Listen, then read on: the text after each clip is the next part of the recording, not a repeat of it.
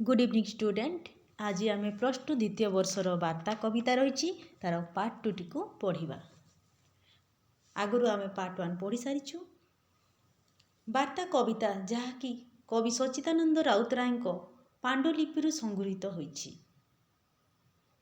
कवि सच्चिदानंद राउतराय जी आधुनिक ओडिया कवितार एक नूतन चेतनार वार्ताबह भाव सुपरिचित एवं ओडिया कविता को नुआ दिशा देबारे तांकर भूमिका गुरुत्वपूर्ण रही।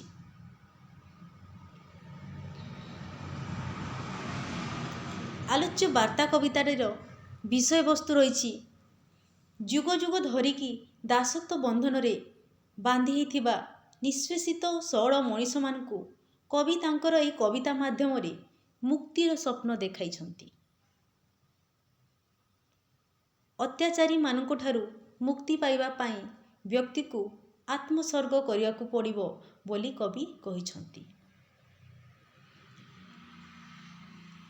जुग जुग धरिकी जो सरल निष्पाप मनीष माने पुंजीपति ठारे धनिक गोष्ठी ठारे दासत्व बंधन रे बांधी होइथिले एवं अत्याचार सही आसुथिले।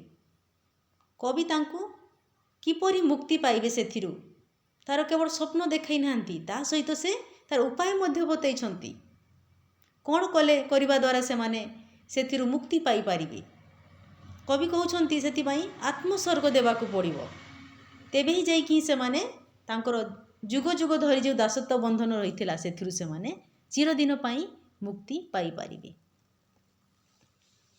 आगरु पार्ट 1 पढ़िथिलु, आज पार्ट 2 रे आमे एठु आरंभ करिबा। शताब्दीर सिंहद्वारु आसीअछि दूत आनिअछि बर देवतार, दग्ध हुओ भस्म हुओ हे मनुष्यपुत्र, कीट सम हुओ निष्पेषित। आरंभ रे आमे आगरु पढ़िथिलु ना शताब्दीर सिंहद्वारु आसीअछि दूत आनिअछि वार्ता भविष्यर। दूत कौन करिछि ना भविष्यर वार्ता आनिछि। ता सहित एठी कौन कहा जाउछि ना से शताब्दीर सिंहद्वारु जो दूतटा आसीछि से वार्ता सहित आ कौन आनिछि, भविष्यर वार्ता आनिबा सहित बर देवतार आनिछि। बर अर्थ वरदान बा आशीर्वाद। से दूतटी देवतांकर वरदान बा देवतांकर आशीर्वाद नेकी आसीछि। दग्ध हुओ भस्म हुओ हे मनुष्यपुत्र, कीट सम हुओ निष्पेषित। दग्ध हुओ कले आमे जानिछु जोड़िबा भस्म हो जिबा, पाउंस हो जिबा, दग्ध हो जाओ जोड़ी।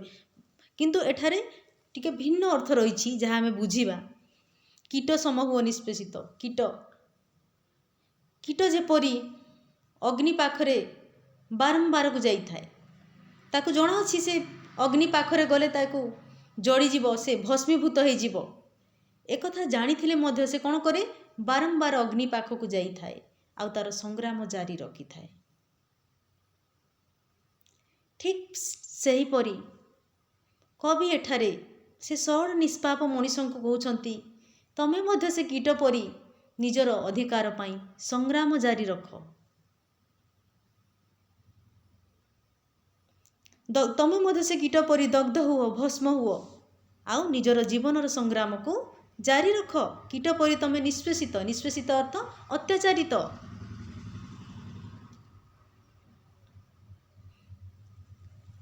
तेबे जाइकी ही से माने मुक्ति पाई पारिबे। कीट जेपरी अग्नि पाखरे गले ताकू जणा अछि भस्मीभूत हो जिवो, हेले मध्य से जानी सुनी बारंबार जाइकी तार संग्राम जारी रखी थाए। ठीक सेही परी तमे मध्य निजर अधिकार पाई संग्राम जारी रख एवं कौन हेबो जहा द्वारा तमे चिरदिन धरी जो तमर जुग जुग धरी जो दासत्व प्रथारे बांधीछ सेथिरु मुक्ति पाई पारिबो। आ जेते बडे तमे कीट परी निष्पेषित हेबो, अत्याचारित हेबो, से कष्ट को अनुभव करिवो। कीट जेते बडे निया पाखर जे भस्मीभूत हुई ताकू जो कष्ट मिली थाए से परी तमे कष्ट अनुभव करिवो।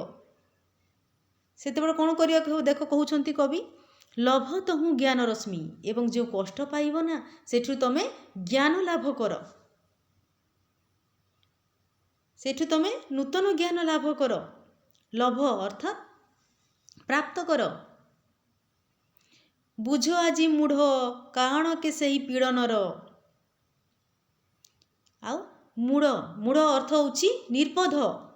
କେଉଁ ନିର୍ବୋଧ ଯୋଗୁଁ, ତମର କେଉଁ ନିର୍ବୋଧତା ଯୋଗୁଁ ସେମାନେ ତମକୁ କଷ୍ଟ ଦେଉଥିଲେ, ପୀଡ଼ନ ଦେଉଥିଲେ। ସେ ମୂଢ଼କୁ ବୁଝ, ନିର୍ବୋଧକୁ ବୁଝ।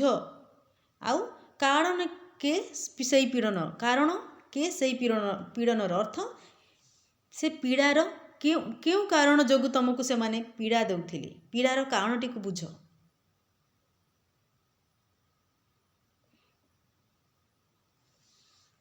ଯେତେବେଳେ ତମେ ସେ ପୀଡ଼ାର କାରଣଟିକୁ ବୁଝିପାରିବ, କ'ଣ କରିବ? ତାହାରି ଉଚ୍ଛେଦ କର, କରରେ ନିର୍ମୂଢ଼, ସ୍ୱେନ ପରିନିୟ ପ୍ରତିଶୋଧ। ଆଉ ସେ ପୀଡ଼ାର କାରଣକୁ ଯେତେବେଳେ ବୁଝି ଯାଉଛ, ତ ସେ କାରଣକୁ କ'ଣ କରିବ? ପୀଡ଼ାର କାରଣକୁ ଉଚ୍ଛେଦ କର। ଉଚ୍ଛେଦ ମାନେ ବିନାଶ କର। କରରେ ନିର୍ମୂଢ଼, ନିର୍ମୂଢ଼ ଅର୍ଥ ମୂଳରୁ ଧ୍ୱଂସ କରିଦିଅ, ମୂଳରୁ ତାକୁ ସମାପ୍ତ କରିଦିଅ। ଯେଉଁ କାରଣ ଯୋଗୁଁ ସେମାନେ ତମକୁ ପୀଡ଼ା ଦେଇ ଆସୁଥିଲେ ଯୁଗ ଯୁଗ ଧରି, ସେ କାରଣକୁ ହିଁ ତମେ ଉଚ୍ଛେଦ କରିଦିଅ, ନିର୍ମୂଳ କରିଦିଅ। ଆଉ ସ୍ୱେନ ପରିନିୟ ପ୍ରତିଶୋଧ। ସ୍ୱେନ ଶାଗୁଣା, ସଞ୍ଚାଳ ପକ୍ଷୀ। ଶାଗୁଣା ଏକ କ'ଣଟେ? ସେ ଗୋଟେ ହିଂସ୍ର ପକ୍ଷୀଟେ। ତ ସେ ସ୍ୱେନ ପରି ହିଂସାତ୍ମକ ହେଇକି ପ୍ରତିଶୋଧ ନିଅ। ପ୍ରତିଶୋଧ ଅର୍ଥାତ୍ ପ୍ରତିହିଂସା। ତମର ସର୍ଟ କ୍ୱେଶ୍ଚନ୍ ଅଛି, କବି କାହା ପରି ପ୍ରତିଶୋଧ ନେବା ପାଇଁ କହିଛନ୍ତି? ଉତ୍ତର ହେଉଛି ସ୍ୱେନ। ସ୍ୱେନ ପରି ପ୍ରତିଶୋଧ ନେବାକୁ କହୁଛନ୍ତି।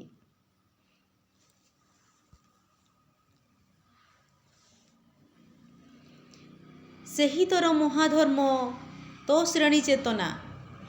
ଏବଂ ଯେଉଁ କବି ସଚ୍ଚିଦାନନ୍ଦ ରାଉତରାୟ କହୁଛନ୍ତି କି ତମେ ସେ ପୀଡ଼ନର କାରଣକୁ ବୁଝ, ଆଉ ସେ କାରଣକୁ ହିଁ ଉଚ୍ଛେଦ କରିଦିଅ, ତାର ନିର୍ମୂଳ କରିଦିଅ ସ୍ୱେନ ପରି ପ୍ରତିଶୋଧ ନେଇକି। ଏଇଟା ହିଁ ହେଉଛି ତମର ମହାଧର୍ମ, ଏଇଟା ହିଁ ତମର ମହାଧର୍ମ ଅଟେ, ମହାନ ଧର୍ମ ଅଟେ। ଏଇଟା ହିଁ କର ତମେ, ତମର ଏଇଟା ହିଁ ଧର୍ମ ଅଟେ।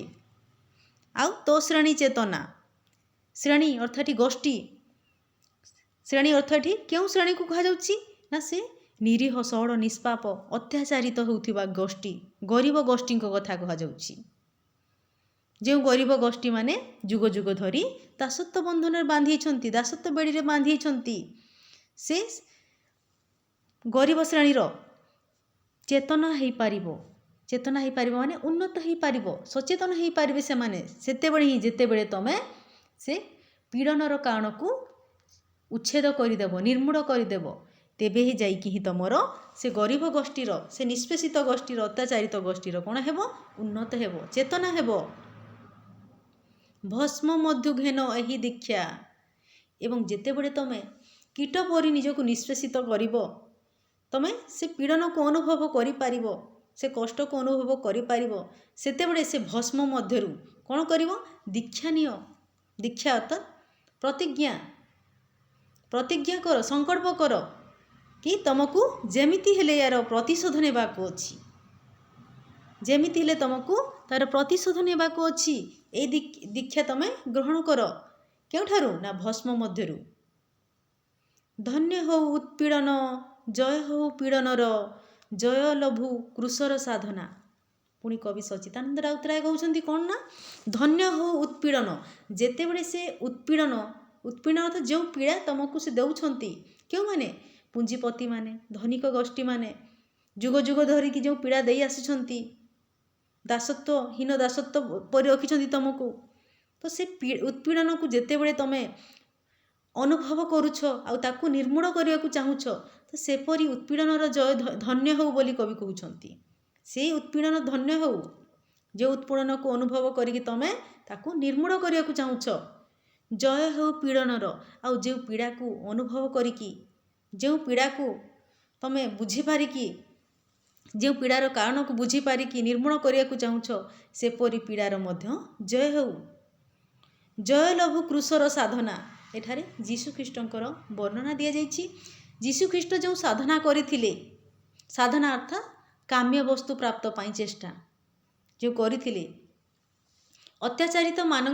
ଅତ୍ୟାଚାରିତମାନଙ୍କ ପାଇଁ ଯୀଶୁଖ୍ରୀଷ୍ଟଙ୍କର ଯେଉଁ ସାଧନା ଥିଲା, ତାହା ମଧ୍ୟ ଜୟ ଲାଭ କରୁ ବୋଲି କବି କହୁଛନ୍ତି।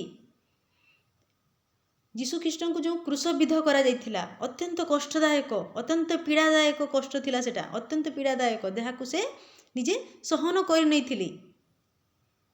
ଯାହାଫଳରେ ପରବର୍ତ୍ତୀ ସମୟରେ ସେ ପ୍ରଭୁ ବୋଲି ପରିଗଣିତ ହେଲେ ଏବଂ ଯେଉଁମାନେ ତାଙ୍କୁ କଷ୍ଟ ଦେଇଥିଲେ ତାଙ୍କୁ କିଏ ଜାଣୁଛି? ତାଙ୍କୁ କେହି ଜାଣୁନାହାନ୍ତି। କେହି ଆଉ ତାଙ୍କୁ ଜାଣୁନାହାନ୍ତି। କେବଳ ଯୀଶୁଖ୍ରୀଷ୍ଟଙ୍କୁ ପ୍ରଭୁ ଭାବରେ ମାନୁଛନ୍ତି ତାଙ୍କୁ। କାହିଁକି ନା ସେ ସମସ୍ତ ପୀଡ଼ନକୁ ସହ୍ୟ କରି ନେଇଥିଲେ। କାହିଁକି ନା ଅତ୍ୟାଚାରିତମାନଙ୍କ ପାଇଁ। ଅତ୍ୟାଚାରିତମାନଙ୍କ ପାଇଁ, ଅନ୍ୟର ଦୁଃଖକୁ ଲାଘବ କରିବା ପାଇଁ ଯୀଶୁଖ୍ରୀଷ୍ଟ କ'ଣ କରିଥିଲେ? ନା କ୍ରୁଶର ସାଧନା କରିଥିଲେ। ତ ସେପରି ଯୀଶୁଖ୍ରୀଷ୍ଟଙ୍କର ଯେଉଁ କ୍ରୁଶ ସାଧନା ଥିଲା ସେଟା ମଧ୍ୟ ଜୟ ଲାଭ କରୁ। ସେ ଦୁଃଖକୁ, ସେ ପୀଡ଼ାକୁ ଅନୁଭବ କରିସାରିଥିଲେ, ସମସ୍ତ କଷ୍ଟଦାୟକ ପୀଡ଼ାକୁ।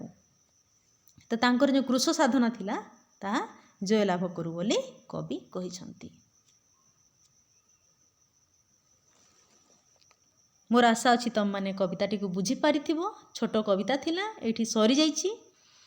ଆଉ ନେକ୍ସଟ କ୍ଲାସ୍ରେ ଆମେ ୟାର କ୍ୱେଶ୍ଚନ୍ ଆନ୍ସର୍ ଡିସ୍କସନ୍ କରିବା। Thank you.